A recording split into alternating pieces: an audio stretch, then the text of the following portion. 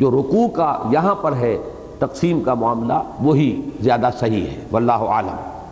اب دیکھیے رنگ بالکل بدل رہا ہے، اب حضور سے خطاب ہے، قل انما ادعو ربی، کہہ دیجئے اے نبی۔ اب یہاں سے جو کلام شروع ہو رہا ہے، ویسے تو یہ بات بڑی وزنی ہے، ایک صاحب نے لکھی ہے کہ در حقیقت یہ جنات کا کلام بھی تو قریش کو سنوایا جا رہا ہے، یہ گویا کہ ان کے سامنے ایک تصویر رکھی جا رہی ہے، ایک آئینہ رکھا جا رہا ہے جس میں وہ اپنی شکل دیکھ سکتے ہیں کہ ایک معاملہ ان جنات کا ہے، انہوں نے قرآن سنا اور اس طرح ایمان لائے، اور ایک بدبختو تم ہو کہ سال ہا سال ہو گئے ہیں ہمارا نبی ہلکان ہو گیا تمہیں قرآن سناتے ہوئے، اور تمہارا حال یہ ہے کہ اور ما زادہم الا نفورا، تمہاری نفرت میں اور فرار میں، اور تم جو ہے بھاگے چلے جا رہے ہو اور اس سے اعراض کر رہے ہو، اسی اعراض میں تمہارا جو ہے اضافہ ہوتا چلا جا رہا ہے۔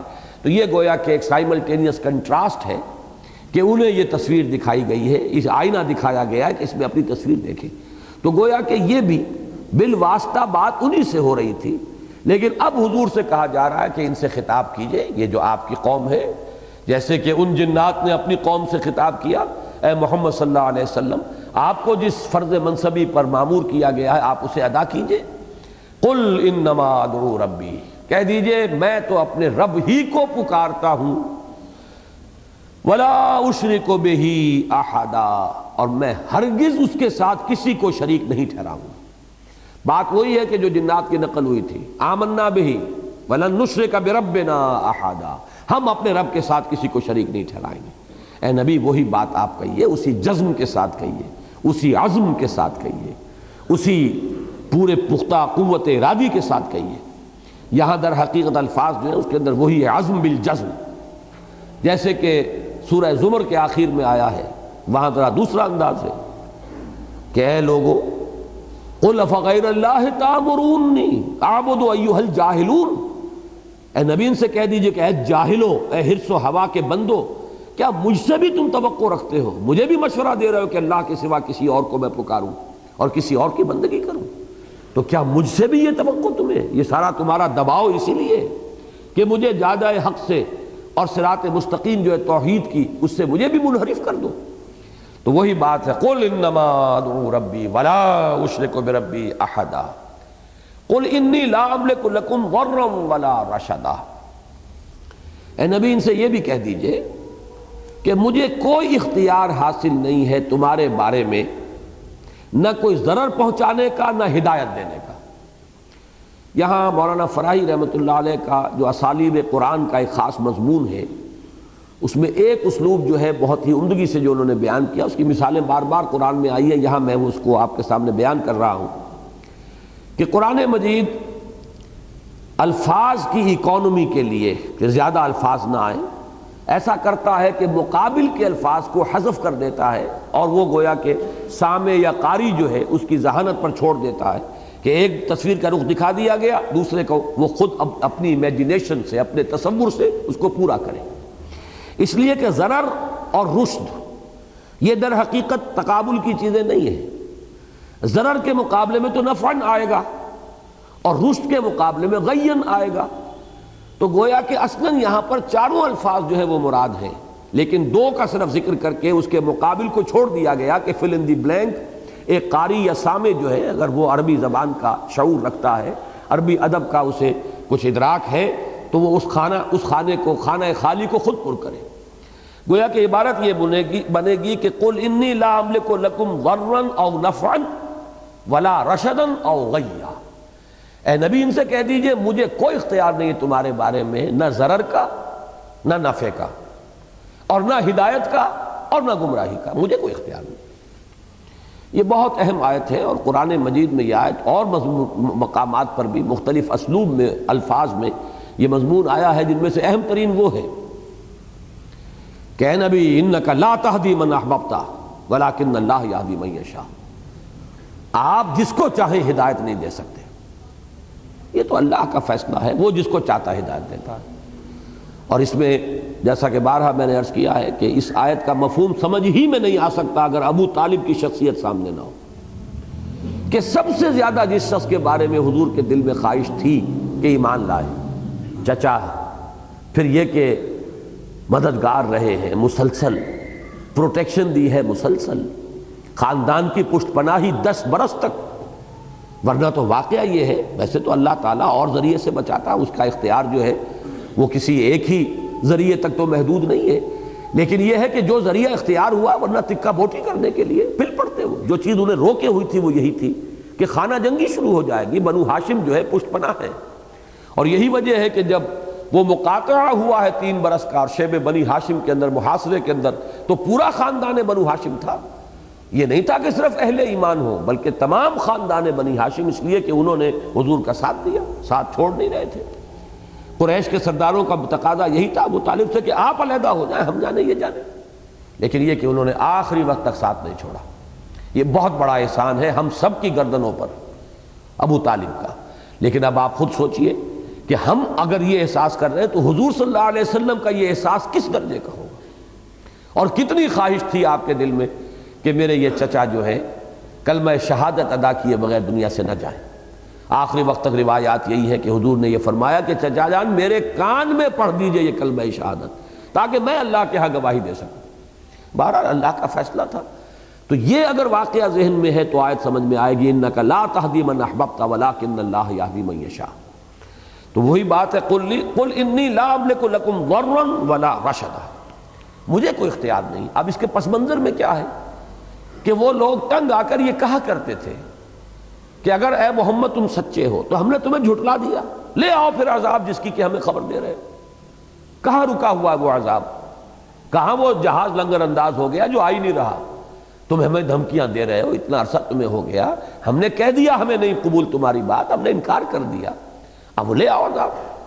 اس کے بارے میں ویسے تو یہ کہ سال سائل بعذاب واقع، وہ بھی اس آیت کو بھی اس کے حوالے سے اچھی طرح سمجھیے۔ لا عملے کو اگر میرے اختیار میں ہوتا تو شاید وہ عذاب آ چکا ہوتا، وہ میرے اختیار میں ہے نہیں، اس کا فیصلہ میرے رب نے کرنا ہے، آگے چل کر آئے گا۔ ان ادری، کہہ دیجئے مجھے نہیں معلوم کہ وہ قریب ہے یا بعید ہے، میں تو یہ بھی نہیں جانتا کہ کب آئے گا۔ اس کا فیصلے کا اختیار بھی اس کے ہاتھ میں ہے، اس کے وقت کی تعیین بھی اس کے ہاتھ میں ہے۔ آگے آئے گا کہ میرا تو فرض منصبی کچھ اور ہے، وہ میں ادا کر رہا ہوں۔ قل انی لا املک لکم ضرا ولا رشدا قل انی لن یجیرنی من اللہ احد ولن اجد من دونہ ملتحدا۔ اصل میں مقام نبوت اور رسالت کو قرآن مجید کی ان آیات کے حوالے سے سمجھنا چاہیے۔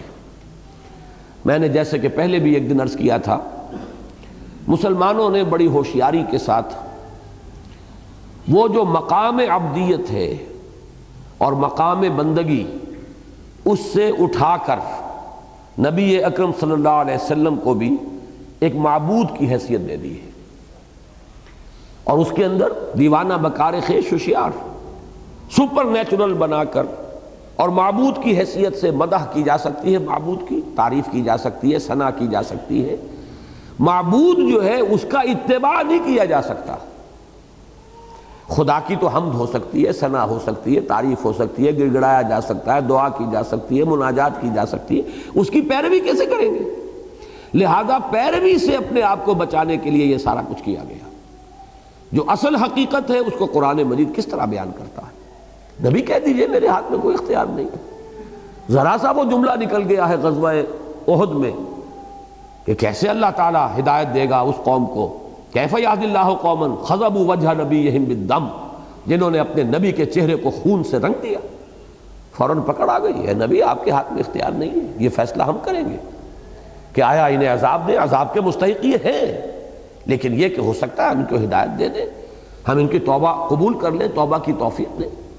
اور اس میں بھی اس آیت کے بھی میں عرض کیا کرتا ہوں کہ سمجھ میں نہیں آ سکتا اس کا جو اصل مفہوم ہے جب تک کہ خالد ابن ولید کی شخصیت سامنے نہ ہو، کہ غزوہ احد میں جو کچھ ہوا اس کے سب سے بڑے عالم اسباب میں اس کا سبب حضرت خالد بنے، جو اس وقت تک ایمان نہیں لائے تھے، رسالے کے اوپر وہی کمانڈر تھے، انہوں نے چکر دیا ہے کوہ احد کا، اور آ کر وہاں جب دیکھا کہ درہ خالی ہو گیا ہے وہاں سے حملہ کیا، اور پھر وہ 70 صحابہ شہید ہوئے۔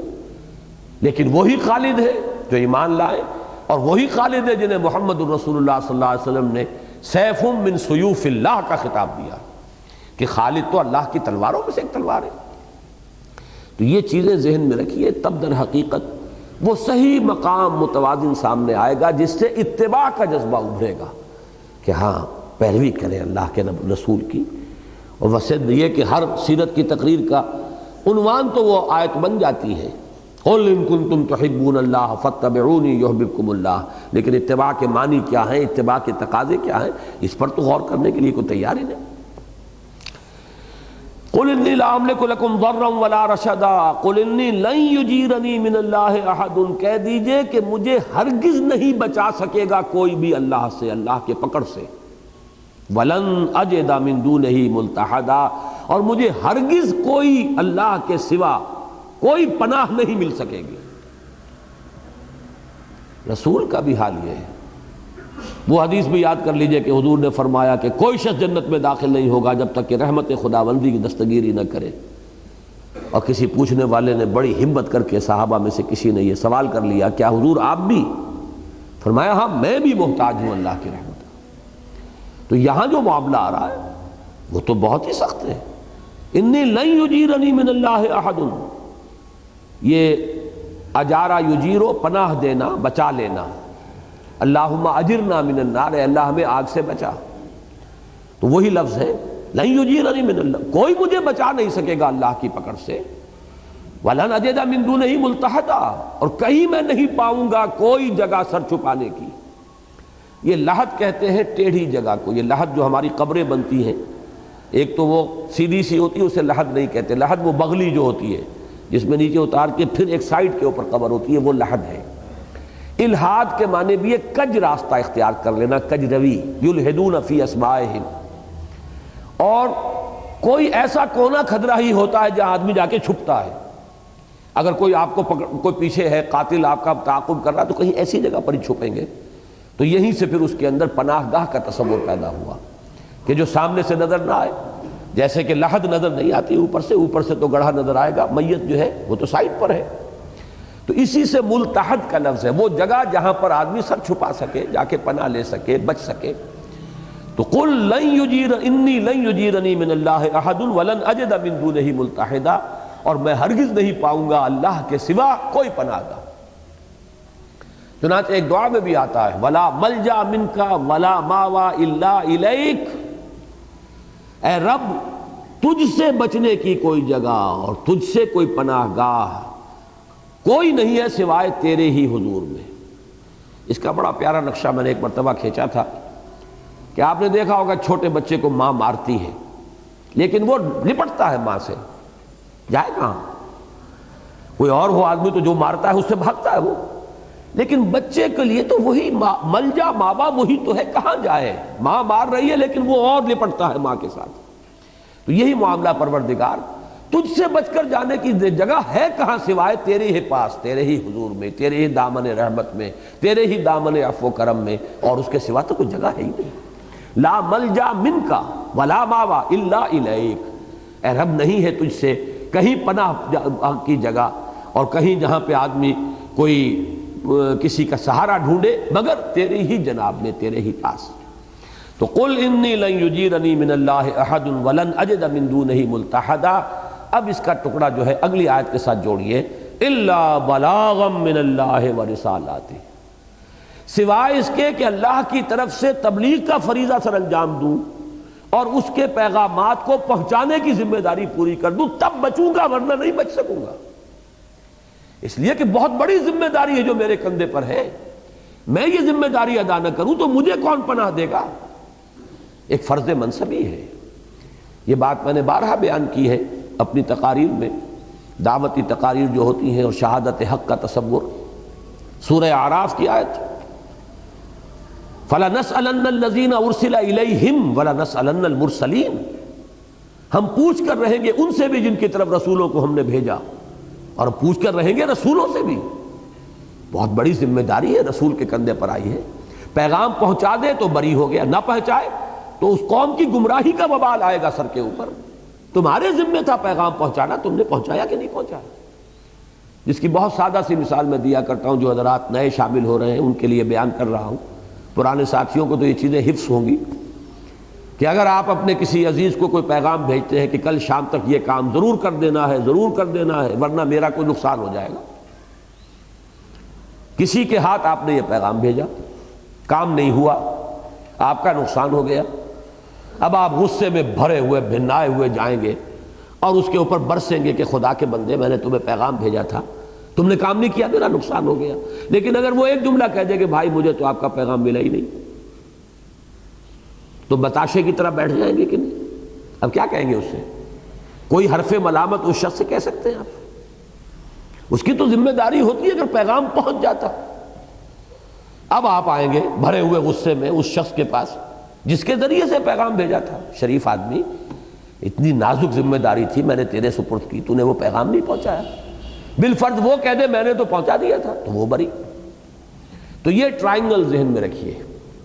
پیغام بھیجنے والا, جس کے ذریعے پیغام بھیجا گیا اور جس کو بھیجا گیا, یہ تین ہیں. پیغام بھیجنے والا اللہ ہے, جس کے ذریعے بھیجا وہ رسول ہے, جن کو بھیجا وہ ان کی امتیں ہیں, قوم ہیں, لوگ ہیں, انسان ہیں. رسول پیغام پہنچا دے تو بری, ذمہ داری یہی ہے. نہ پہنچائیں بالفرض تو پکڑے جائیں گے, وہ دوسرے بچیں گے. اب دیکھیے اس کی مثال ہے, وہ بعض حضرات شاید پسند نہ کریں اس کو.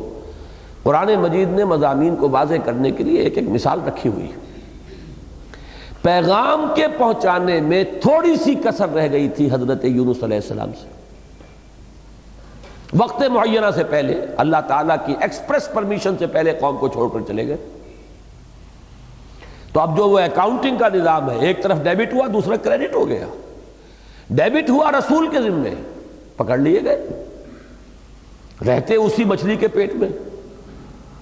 لَلَبِثَ فِي بَطْنِهِ إِلَىٰ يَوْمِ يُبْعَثُونَ, اور وہاں وہ لا الہ الا انت سبحانک انی کنت من الظالمین.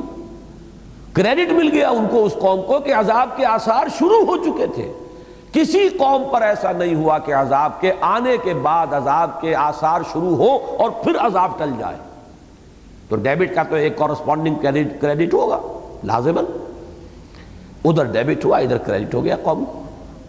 تو اگر خدا نہ خواستہ رسول کی طرف سے پہنچانے میں, اور یہ تو کچھ نہیں, اتمام حجت ہو چکا تھا, بات پہنچائی جا چکی تھی. تھوڑی سی بات یہی ہے کہ ابھی واضح اجازت نہیں آئی تھی اللہ کی اپنے قوم کو چھوڑ کر جانے کی. جیسے حضور انتظار کرتے رہے, باقی صحابہ کو اجازت دے دی تھی چلے جاؤ مدینے, لیکن حضرت ابو بکر بیان کرتے میں پوچھتا رہا حضور اجازت آ گئی نہیں, ابھی نہیں آئی. اچانک ایک روز دوپہر کے وقت آپ کو دیکھا گیا کہ چلے آ رہے ہیں, اپنے کپڑا لپیٹا ہوا ہے اپنے سر کے گرد, اور آ کر بتایا کہ وہ اجازت آ گئی. تو اجازت جب تک ایکسپریس پرمیشن جس کو کہا جائے گا, اس کے بغیر رسول اپنی جگہ چھوڑ نہیں سکتا, اسے وہیں رہنا. تو تھوڑی سی جو ہوئی اس کے اندر کمی, اس کا کریڈٹ مل گیا اس قوم کو. تو اسی کو ذرا بڑھائیے. اگر بالفرض ایسی بات ہو تو پھر تو ذمہ داری بڑی سخت ہو جائے گی. اور یہی بات سمجھ میں آئے گی سیرت کے اس واقعے سے کہ کیا وجہ ہے. جب حجۃ الوداع میں آپ نے گواہی لی ہے الا هل بلغت, اور پورے مجمع نے کہا, دیکھیے دو روایتیں علیحدہ آتی ہیں, ایک میں تو یہ ہے 3 الفاظ, انا نشهد انک قد بلغت وادیت ونصحت. ایک میں 4 آئے ہیں اور بڑے پیارے ہیں, وہ تو یوں سمجھیے کہ یعنی ادب کا بھی ایک بہت بڑا نمونہ ہے. انا نشهد انک قد بلغت الرسالۃ وادیت الامانۃ ونصحت الامۃ وکشفت الغمۃ. اور ایک بات میں کہا کرتا ہوں, آج پھر نوٹ کیجئے, یہ بہت غیر معمولی بات ہے. صحابہ کرام تو ایک سوال حضور کرتے تھے تو اول تو جواب دیتے ہی نہیں تھے. اللہ و رسول عالم, اللہ اور اس کا رسول بہتر جانتے ہیں, ہم تو سننے کے لیے آئے حاضر ہوئے ہیں. لیکن یہ کہ دوبارہ اگر پلٹ کر آپ پوچھتے تھے تب بہت مختصر جواب, یہ نہیں کہ لمبی چوڑی تقریر شروع ہو جائے. یہاں بالکل برعکس ہے کہ ایک سوال کا جواب 3 یا 4 جواب دے رہے ہیں. الا هل بلغت انا نشهد انک قد بلغت وادیت ونصحت. انا نشهد انک قد بلغت الرسالۃ, رسالت کی تبلیغ کا حق ادا کر دیا. وادیت الامانۃ, امانت ادا فرما دی. تو امانت ہے اللہ کی, بندوں کے لیے ہے, رسول کے پاس امانت ہے. ونصحت الامۃ, امت کا حق نصیحت ادا کر دیا. وکشفت الغمۃ, اور تاریکیوں کے پردے جو ہیں, گمراہیوں کے تاریکیاں جو ہیں ان کو چھانٹ کر اور ہدایت کا سورج جو ہے اس کو طلوع فرما دیا. اس کے بعد اب آپ نے بارگاہ خداوندی میں عرض کیا ہے اللہم اشہد, اے اللہ تو بھی گواہ رہے. یہ در حقیقت اس کو میں تعبیر کیا کرتا ہوں سائی آف ریلیف، انگریزی میں یہ الفاظ جو ہے اس کی صحیح تعبیر ہے، سائی آف ریلیف۔ بہت بڑا بوجھ تھا، آج اتر گیا۔ اے اللہ یہ گواہی دے رہے کہ میں نے پہنچا دیا، میرا بوجھ اتر گیا۔ اور اس کے بعد پھر وہ بات آئی جو اب امت کے ذمے، فَلْيُبَلِّغِ شَاهِدُ الْغَائِبَ، اب پہنچائیں وہ جو یہاں ہیں ان کو جو یہاں نہیں ہے۔ میری ذمہ داری آج ختم ہوئی، وہ ذمہ داری ہے جس کا ذکر یہاں آیا ہے۔ قُلْ إِنِّي لَن يُجِيرَنِي مِنَ اللَّهِ أَحَدٌ وَلَنْ أَجِدَ مِن دُونِهِ مُلْتَحَدًا إِلَّا بَلَاغًا مِنَ اللَّهِ وَرِسَالَتِهِ، میرے پاس تو کوئی راستہ ہے ہی نہیں۔ I don't have any alternative, I don't have any other option, I have to do my duty۔ میں تو اس کے اوپر مامور ہوں، مجھے تو یہ کام کرنا ہے۔ تم مذاق اڑاؤ، تم میری تکہ بوٹی کرنے کے جو بھی کوشش کر سکتے ہو کر لو، تمہیں جو کرنا ہے، جو بن سکے تو جو بھی کر سکتے ہو کر گزرو، لیکن مجھے تو اپنا فرض ادا کرنا ہے، اس لیے کہ میں خود اللہ سے ڈرتا ہوں، مجھے تو خود اس کی پکڑ کا اندیشہ ہے۔ وہ کیا ہے؟ انی اخاف ان عصیت ربی عذاب یوم عظیم، اگر میں اپنے رب کی نافرمانی کروں گا تو مجھے بھی ڈر ہے اس بڑے دن کے عذاب کا، لہذا مجھے اپنا ذمہ داری ادا کرنی۔ بعض حضرات نے اس اللہ کا تعلق جوڑا ہے انما عدو ربی ولا قل انی لا املک لکم ضرا ولا رشدا کے ساتھ الا بلاغا من اللہ، اور درمیانی آیت کو انہوں نے ایک جملہ معترضہ لیا ہے کہ اے نبی ان سے کہہ دیجئے کہ مجھے کوئی اختیار نہیں ہے تمہارے بارے میں، نہ کسی ضرر کا، نہ نفع کا، نہ رشد کا، نہ گمراہی کا، الا بلاغا من اللہ ورسالاتہ، سوائے اس کے کہ میں اللہ کی طرف سے تبلیغ کا فریضہ سر انجام دوں اور اس کے پیغامات تمہیں پہنچا دوں۔ مجھے قدرت حاصل ہے، اختیار حاصل ہے، تو اسی بات کی حاصل ہے۔ ایک رائے یہ ہے، لیکن میرے نزدیک اس کو دور جوڑنا جو ہے وہ مناسب نہیں، بالکل صحیح مضمون یہاں پر جڑ رہا ہے۔ قل انی لن یجیرنی من اللہ احد ولن اجد من دونہ ملتحدا الا بلاغا من اللہ ورسالاتہ، میرے لیے تو پناہ اگر ہے، میرے لیے عافیت اگر ہے، میری کامیابی اگر ہے، میں اگر اللہ کے پکڑ سے بچ سکتا ہوں تو ایک ہی راستہ ہے کہ جو بھی ذمہ داری میرے کاندھوں پر آئی ہے میں اسے ادا کروں اور اللہ کی طرف سے فریضہ تبلیغ کو ادا کروں، اس کے پیغامات کو پہنچانے کا حق ادا کروں۔ اب اس میں تھوڑا سا لمحہ فکری آئے ہمارے لیے بھی، اگر ہم امت محمد میں شامل ہونے کا علی صاحب الصلاۃ والسلام کوئی بھی زوم اپنے اندر رکھتے ہیں تو سوچنا چاہیے کہ اس احساس ذمہ داری کا کوئی لاکھواں حصہ بھی ہمارے اندر ہے، کیونکہ اب یہ ذمہ داری امت پر ہے، تمام نوع انسانی تک اس کو پہنچانا، اس کی ذمہ داری امت پر ہے۔ وَمَن يَعْصِ اللَّهَ وَرَسُولَهُ فَإِنَّ لَهُ نَارَ جَهَنَّمَ خَالِدِينَ فِيهَا أَبَدًا، باقی رہ گیا وہ کہ جو کوئی بھی معصیت اختیار کرے گا اللہ کی اور اس کے رسول کی نافرمانی کرے گا تو اس کے لیے جہنم کی آگ ہے جس میں وہ رہیں گے ہمیشہ ہمیشہ۔ یہ تو وہ انجام ہے جو تمہارا ہو کر رہے گا اگر تم میری بات کو اسی طرح رد کرتے رہے، ٹھکراتے رہے اور تم نے اس کو ماننے سے انکار کیا۔ حتیٰ اذا رأوا ما یوعدون، اب یہاں تبصرہ ہو رہا ہے ان پر کہ یہ بڑے اس وقت تو بڑے غرے میں ہیں، ان کا غرور ہے، ان کا سرمایہ، ان کی دولت، ان کا اقتدار، ان کی چودراہٹ۔ وہ کہا کرتے تھے کہ محمد، یہ ابو جہل کے الفاظ آتے ہیں، دیکھو میری پارٹی، میری مجلس میں کیسے لوگ ہیں، کتنے لوگ جمع ہیں، دیکھتے نہیں تمہارے پاس کون ہے؟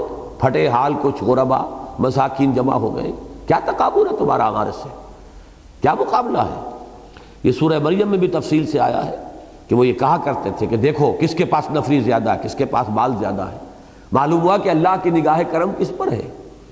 تمہارے پاس نہ سرمایہ، جو بھی کچھ ہے وہ بیوی کی دولت ہے اگر ہے بھی، تمہاری اپنی تو کوئی دولت نہیں، کوئی جائیداد نہیں، کوئی حیثیت نہیں، کوئی سرمایہ نہیں، کوئی تمہارے پاس قریش کے مناصب میں سے کوئی منصب نہیں۔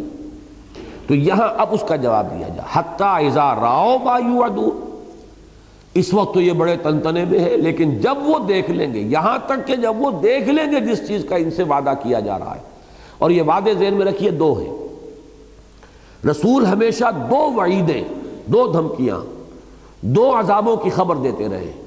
نمبر ایک، اگر تم نے ہماری بات نہیں مانی ہلاک کر دیے جاؤ گے، یہ تو دنیا کی سزا ہے۔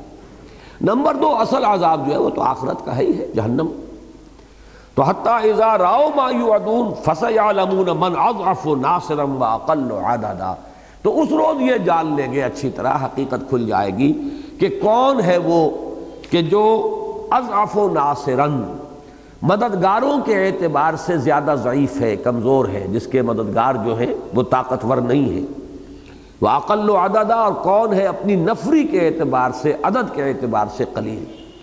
یعنی در حقیقت جو صورت اس وقت ہے وہ بالکل برعکس نظر آئے گی انہیں، کہ وہ معلوم ہو جائے گا کہ ہماری یہ ساری طاقت اور ہمارا یہ سارا دبدبہ ہبا منصورہ ہو کر رہ گیا، اور اللہ تعالیٰ وہ جیسے کہ حضرت مسیح نے ایک تمثیل دی تھی کہ وہی پتھر کے جس کو رد کر دیا گیا وہی بنیاد کا پتھر بن گیا، جنہیں سمجھا گیا بہت حقیر وہی ہے کہ پھر اللہ تعالیٰ نے ان کو نوازا، دنیا میں بھی غلبہ دیا، اور آخرت میں تو جو ان کے لیے فوز و فلاح ہے اس کا کوئی ہم تصور کر ہی نہیں سکتے۔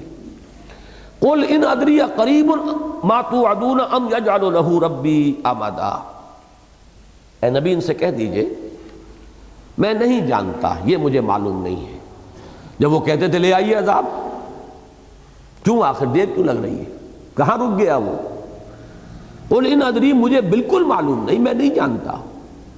اقریب ما توعدون، جس چیز کی تمہیں دھمکی دی جا رہی ہے آیا وہ قریب آ چکی ہے شے؟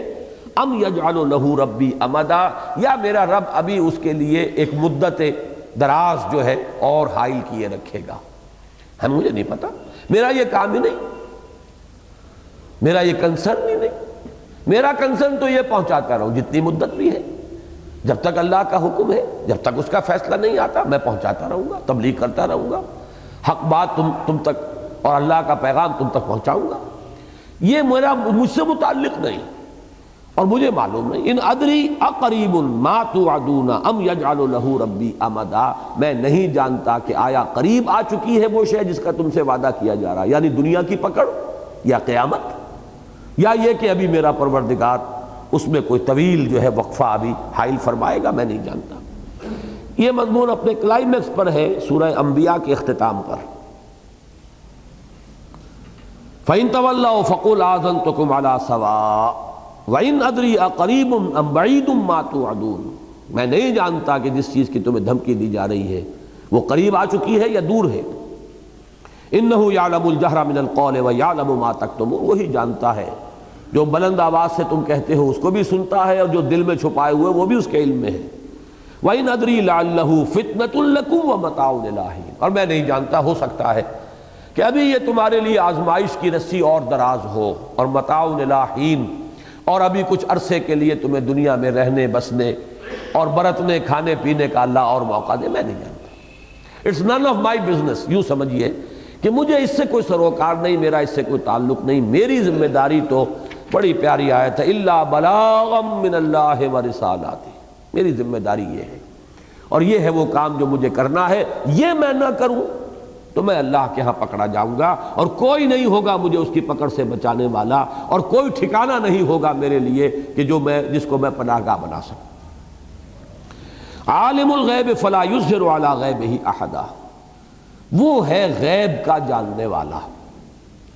اب یہاں پہ چونکہ الف لام آیا ہے، کل غیب کا جاننے والا، وہ تمام غیب کا جاننے والا ہے۔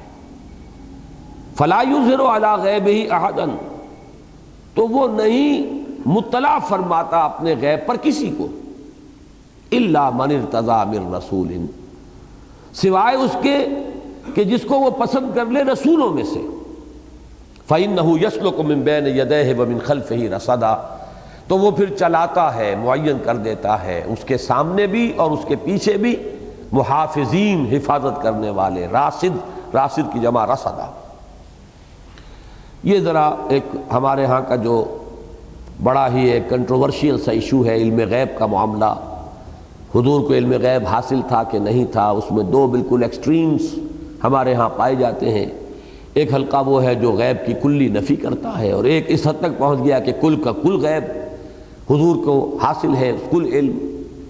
اس میں جو درمیانی بات ہے وہ ایک تو یہ کہ میں نے جیسا کہ بارہا عرض کیا ہے کہ جب میں نے رجوع کیا ان کے ایک عالم دین سے کہ آپ کا اصل موقف کیا ہے بریلوی مکتب فکر کے ایک خاص نمایاں فرد سے، تو انہوں نے جو بات کہی تو اس کے بعد میرا جو ہے میرے لیے تو کم سے کم اطمینان کا پورا سامان فراہم ہو گیا کہ اصل میں ان کے واعظین نعت گو ان کی باتیں اور ہیں، ان پر توجہ نہیں کرنی چاہیے، اصل میں تو ان کے علماء سے بات کرنی چاہیے کہ ان کا موقف کیا ہے۔ انہوں نے صراحت کے ساتھ یہ کہا کہ ہم حضور کے علم کے بارے میں 3 باتیں جانتے ہیں۔ حضور کا علم قدیم نہیں تھا، حادث تھا۔ حضور کا علم ذاتی نہیں تھا، عطائی تھا۔ حضور کا علم لامحدود نہیں تھا، محدود تھا۔ ان 3 باتوں کے بعد اب بحث جو ہے میں سمجھتا ہوں کہ وہ صرف بحث برائے بحث رہ جاتی ہے، اس کے سوا کچھ نہیں۔ باقی یہ کہ حضور کے علم کا ہم جو ہے وہ خود حساب کتاب شروع کر دیں، اس کی لمبائی چوڑائی ناپنی شروع کر دیں تو وہ ہماری حماقت ہے، اس لیے کہ در حقیقت رسالت جو ہے وہ شیء از غیب ہے۔ اگر علم غیب میں سے کوئی حصہ نبی کو نہ ملے تو وہ نبی ہے ہی نہیں۔ ہمارے لیے علم غیب، پہلی بات تو یہ نوٹ کیجئے کہ غیب کا لفظ در حقیقت مخلوق کے لیے، اللہ کے لیے تو ہے ہی نہیں۔ اللہ کے لیے کوئی شے غیب نہیں ہے، ہر شے آنے واحد میں اس کے سامنے، ماضی بھی مستقبل بھی، ہماری نگاہوں سے چھپی ہوئی بھی، ہمارے سامنے بھی، ہماری بات بھی جو ہم زبان سے کہہ رہے ہیں اور ہمارا خیال بھی جو ہمارے دل میں ہے، سب کچھ اس کے سامنے، اس کے لیے تو غیب ہے ہی نہیں۔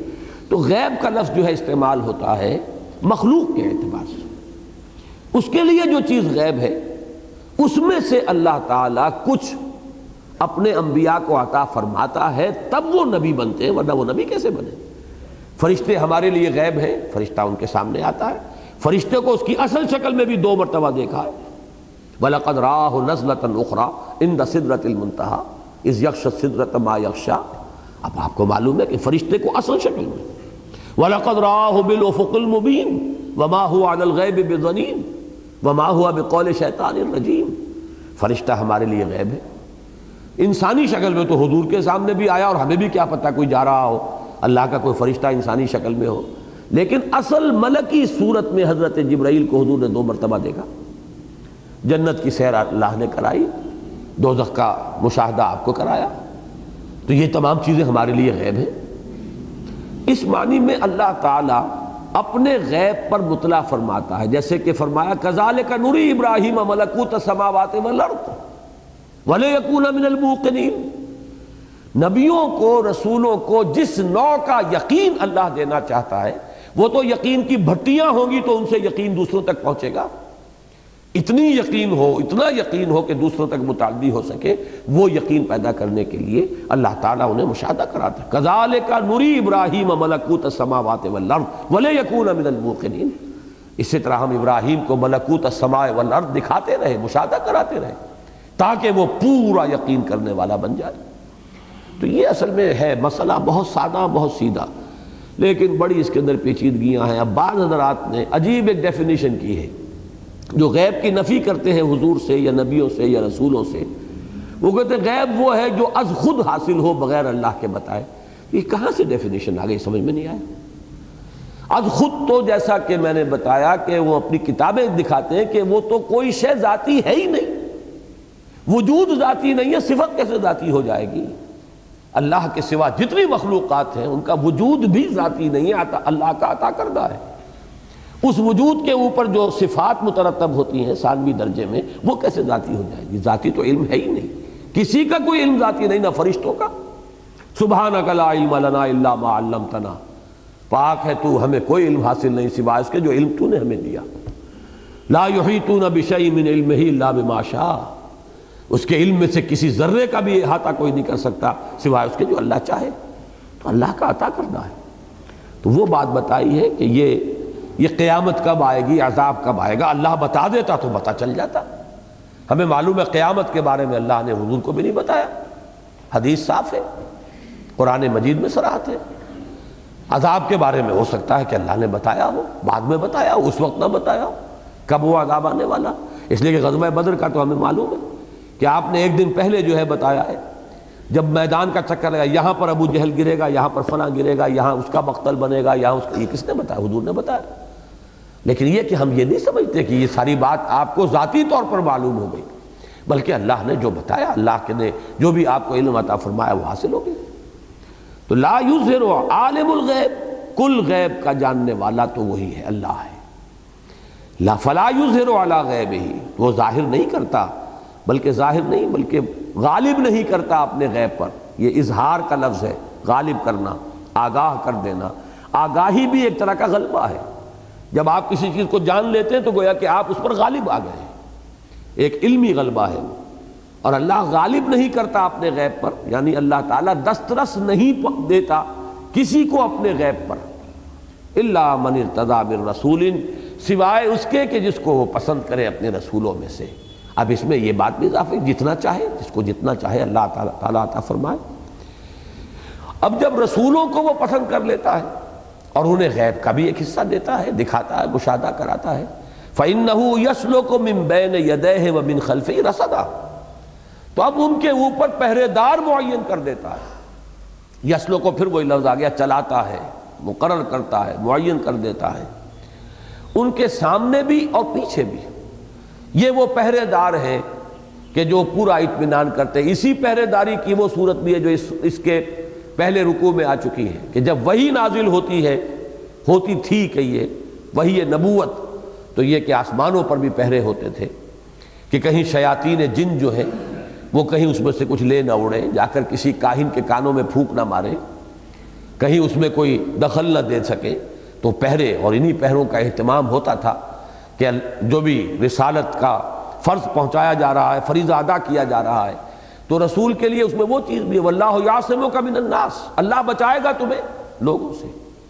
یہ جو چاہے کر دیکھے، لیکن اللہ تعالیٰ کا وعدہ ہے نبی آپ اپنا فرض ادا کرتے رہیے، واللہ یعصمک من الناس، اللہ تعالیٰ بچائے گا تمہیں انسانوں سے۔ اس کے لیے بھی ظاہر بات ہے کہ غیر مرئی پہرے دار ہیں جن کے ذریعے سے حضور کی تحفظ، حضور کے لیے حفاظت کا اللہ تعالیٰ نے بندوبست کیا ہے۔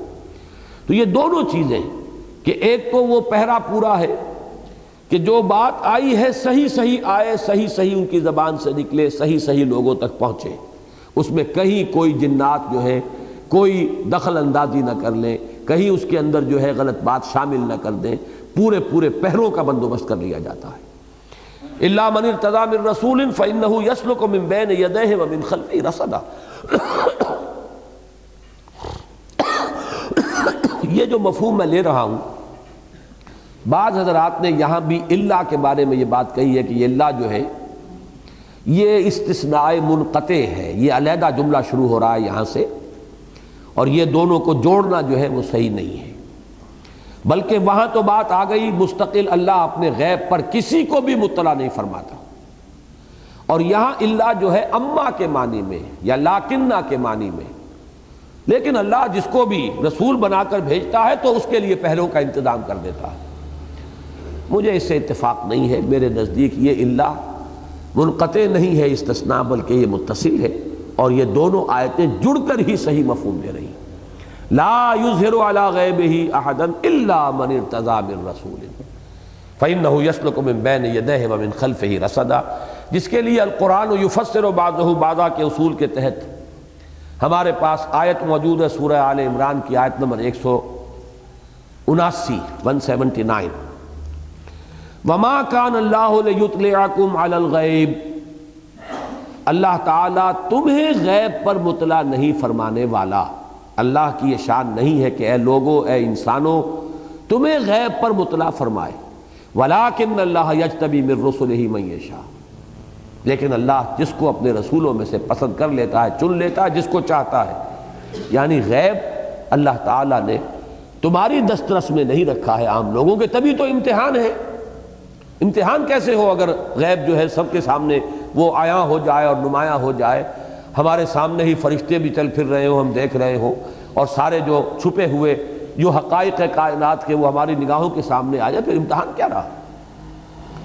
میں نے ایک حدیث جو ہے سنائی ملتان میں بھی اور کل فیصل آباد میں بھی، مجھے پھر وہ یاد آ گئی کہ فرشتوں کے ایمان کے بارے میں حضور نے اسی وجہ سے کہا کہ ان کا ایمان تو کوئی بہت اعلیٰ ایمان نہیں ہے۔ یہ حدیث جو ہے مشکات شریف میں آخری باب ہے، باب و ثواب ہذہ الامہ، اس میں آئی کہ حضور نے ایک مرتبہ صحابہ سے پوچھا، ای الخلق اعجب الیکم ایمانا، ذرا غور کرو، بتاؤ، سوچو. یہ حضور کا طریق تھا، سوال کرتے تھے تاکہ قوا بیدار ہو جائیں، ذہن جو ہے بیدار ہو، سوچیں لوگ، تاکہ پھر جب حضور بات بتائیں تو بالکل محفوظ ہو جائے. ای الخلق اعجب الیکم ایمانا، تمہارے نزدیک سب سے حسین دل ربا ایمان کون سی مخلوق کا ہے؟ تو پہلی اٹیمپٹ میں جو صحابہ نے جواب دیا تو انہوں نے عرض کیا الملائکہ، فرشتوں کا.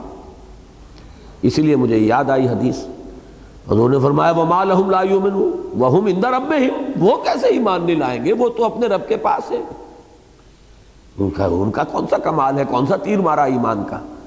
حقائق سامنے روشن ہے، بات سامنے ہے، قرب ہے اللہ کے ساتھ، تو وہ ایمان نہ لائیں، کیسے نہ لائیں؟ یعنی ان کے لیے وہ امتحان کا مرحلہ ہے ہی نہیں اس طرح کا. اب دوسرا جواب انہوں نے دیا فالانبیاء، پھر نبیوں کا ایمان ہے. آپ نے فرمایا وما لہم لا یؤمنون والوحی ینزل علیہم، وہ کیسے ایمان نہ لائیں، وحی ان پر نازل ہوتی ہے. یہ اس میں بڑا تواضع کا پہلو ہے کہ حضور صلی اللہ علیہ وسلم نے اپنے معاملے کو بھی اس وقت جو ہے وہ ایک بات سمجھانی ہے، ایک دل جوئی ہے جو امت کی کرنی ہے، اس وقت پیش نظر ہے، لہذا اس کو بھی رد کیا. اب بڑی ہمت کر کے انہوں نے کہا فنحن، پھر ہم ہیں، ہمارا ایمان، اس کو بھی رد کیا.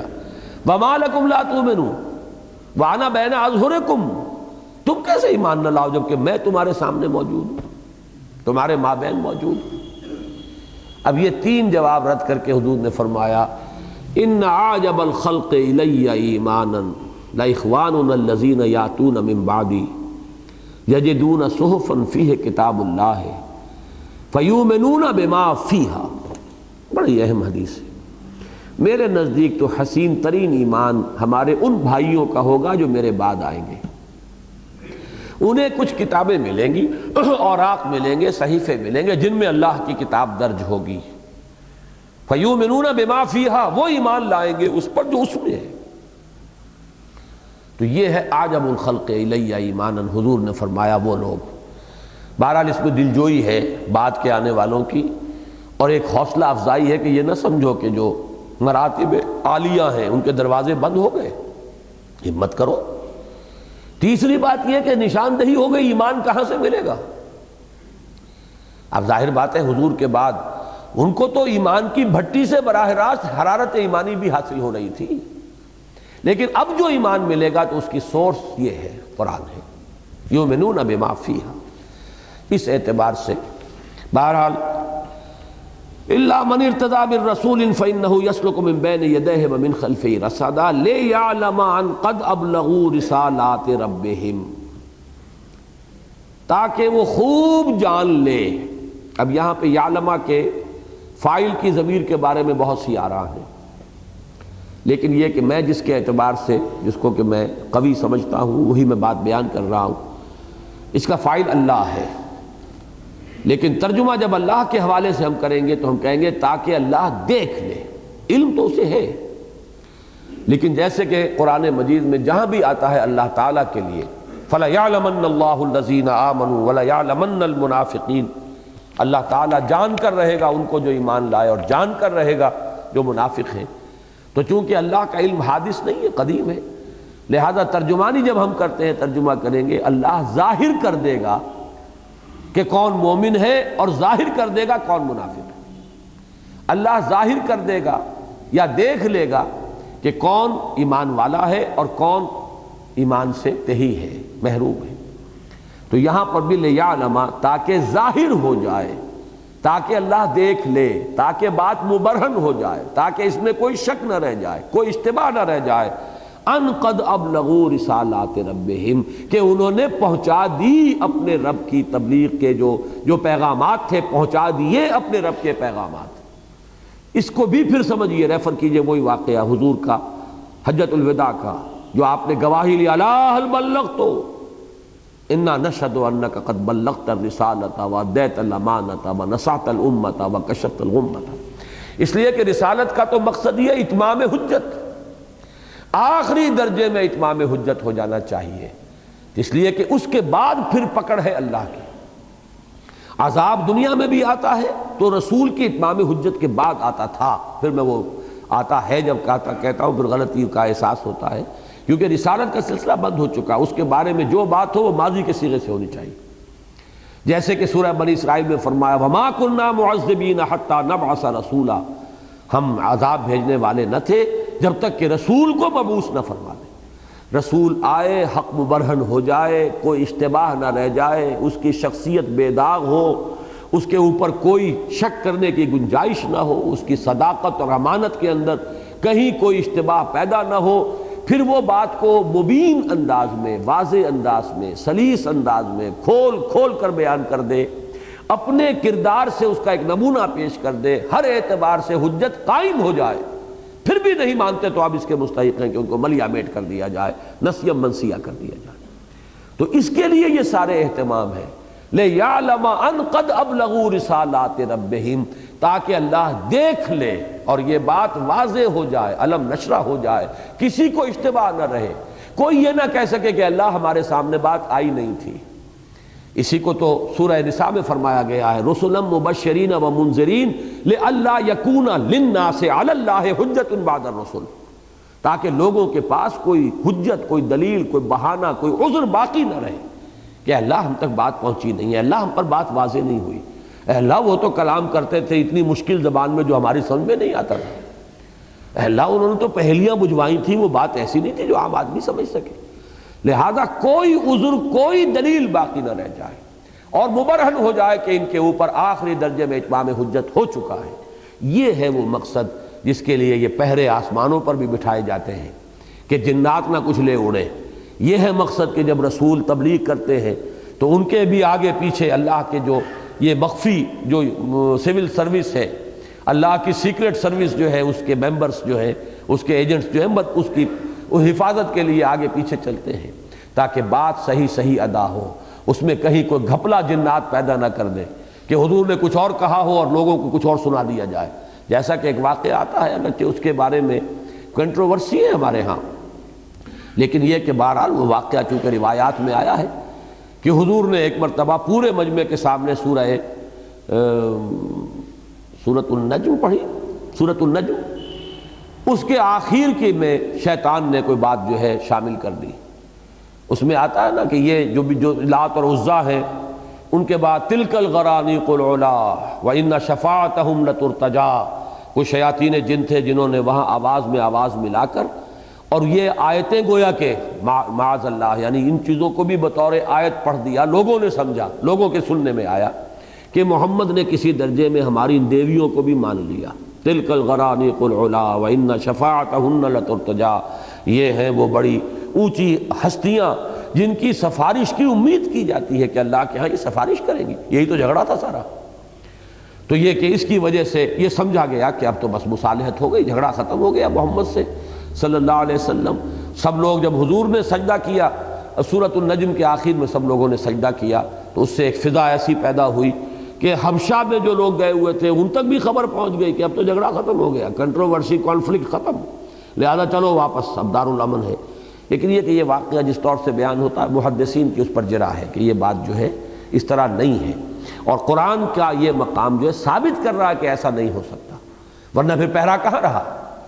وہ تو گویا کہ شیاطین کو یہ قدرت حاصل ہو گئی کہ حضور جب قرآن بیان کر رہے ہوں تو وہ اس کے درمیان کے اندر دخل اندازی کر کے کوئی اور چیز شامل کر دیں۔ قرآن یہ کہہ رہا نہیں، ایسا نہیں ہے، اور محدثین نے بھی اس پر بڑی جرح کی ہے اور اس کو جو ہے وہ قابل قبول نہیں ٹھہرایا۔ میں نے وہ واقعہ اس لیے سنا دیا ہے کہ اس آیت کا ایک مفہوم سامنے آ جائے کہ دوران تبلیغ بھی پہرے داروں کی ضرورت ہے، جیسے کہ دوران تنزیل پہرے داروں کی ضرورت ہے کہ جب کہ یہ وحی نازل ہو رہی ہے، فرشتہ لے کر آ رہا ہے، اس وقت پہرے ہوں آسمان کے اوپر، تاکہ یعنی سمائے دنیا کے نیچے، تاکہ وہ کوئی چیز اس میں شامل نہ کر دیں یا اس میں سے کوئی چیز لے نہ اڑے۔